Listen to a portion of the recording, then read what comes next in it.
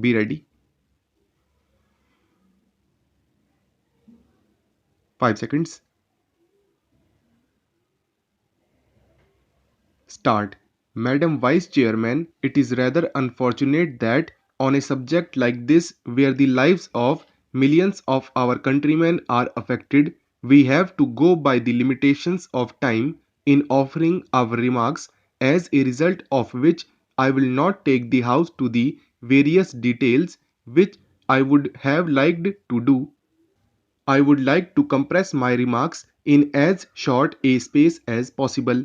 Madam, the lot of the finance minister is not a happy one. If he receives bouquets from one side, he gets brickbats from the other.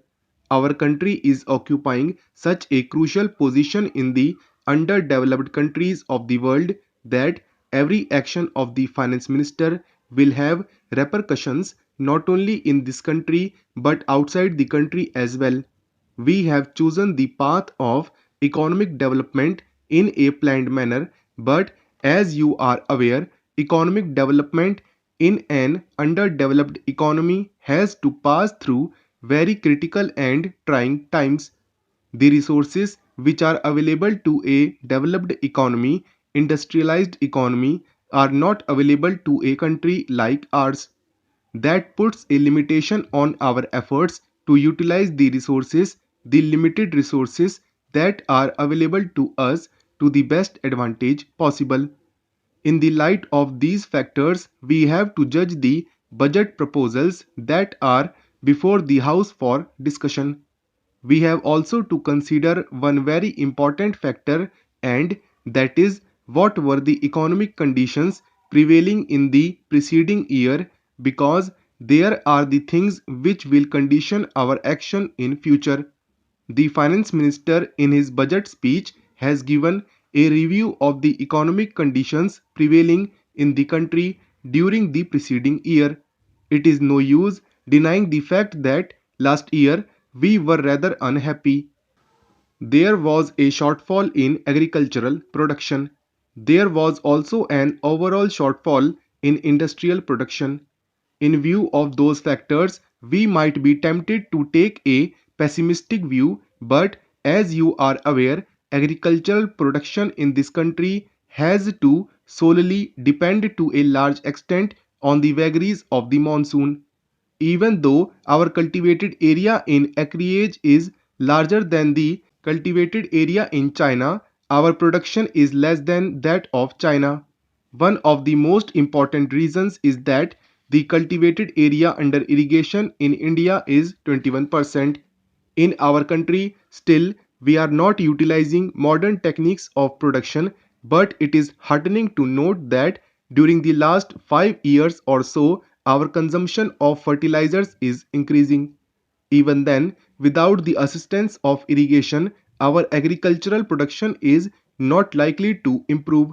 Similarly, we had a shortfall in industrial production. The reasons are many, but one of the dominant factors which is now controlling our industrial production is the availability of raw materials.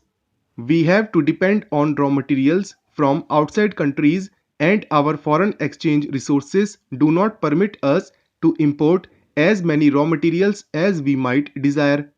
These are the factors which have impeded the growth of our industrial production, which in turn has affected the national income as such.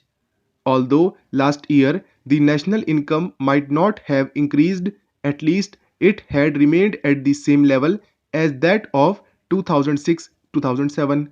A point was made by my honorable friend that the per capita income is going down.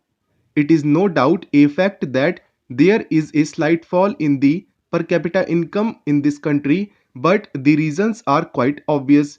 Therefore, naturally, with the fall in level of income, it is bound to show a fall in per capita income. These are factors which we have to bear in mind in order to chalk out the future course of action.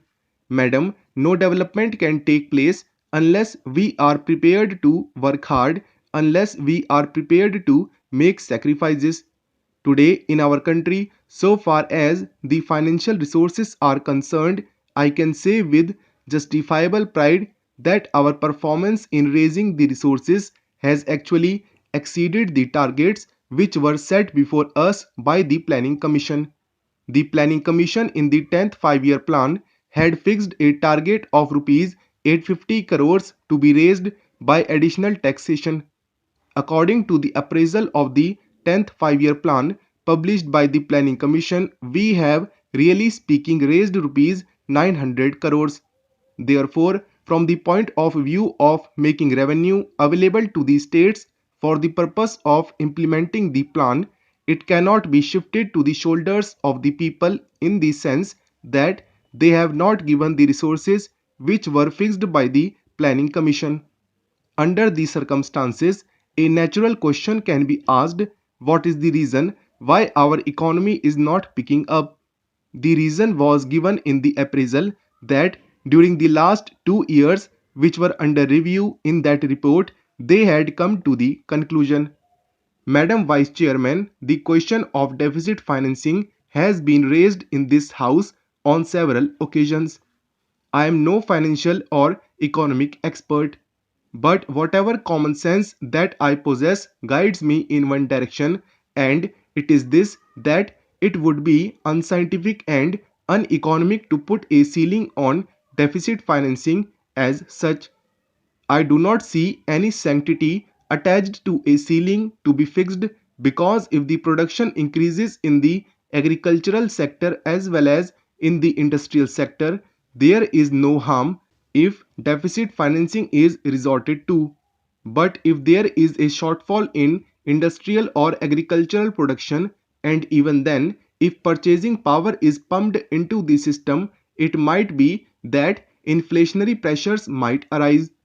But our past experience shows that even if we accept the various estimates that we have made regarding the volume of deficit financing till today, which might have announced to rupees 900 crores or more, in spite of a volume of expenditure of that nature, we do not see those pressures which can be called as alarming. In a developing economy, some rise in prices is going to be inevitable, because whatever you might plan to spend may not produce immediate economic results. A project might take time to give you dividends. In that process, it is possible that for a certain period of time there might be rise in prices. Our experience shows that the volume of deficit financing that was resorted to in the past has been absorbed in the economy, and if we step up our effort and increase our production in the future, I do not see any necessity to put a ceiling on deficit financing as such. Now, the resources which are required for running the administration have to be raised by the state in one or two ways. One of the ways is that the money which is required for current expenditure may be raised by taxation. The money which is needed for purposes of capital expenditure may be raised by borrowing. But if both these sources do not give us sufficient money to implement our program, then the government has no alternative but to resort to deficit financing.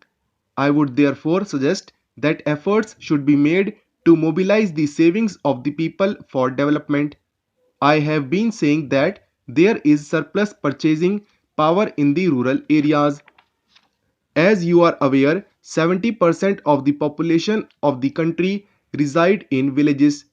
The biggest industry that we have got is agriculture, and nobody can deny the fact that the return for agricultural produce has certainly increased, which has resulted in an increased purchasing power in the rural areas, and which is now being spent on higher consumption.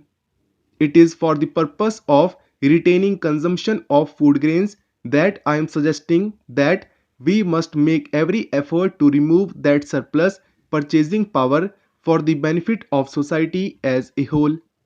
We may get market loans to the extent that we desire, but our only hope of increasing the rate of development in this country lies in our success of small savings, because unless we intensify our efforts in mobilizing the resources lying in the rural sector, that saving is likely to be dissipated.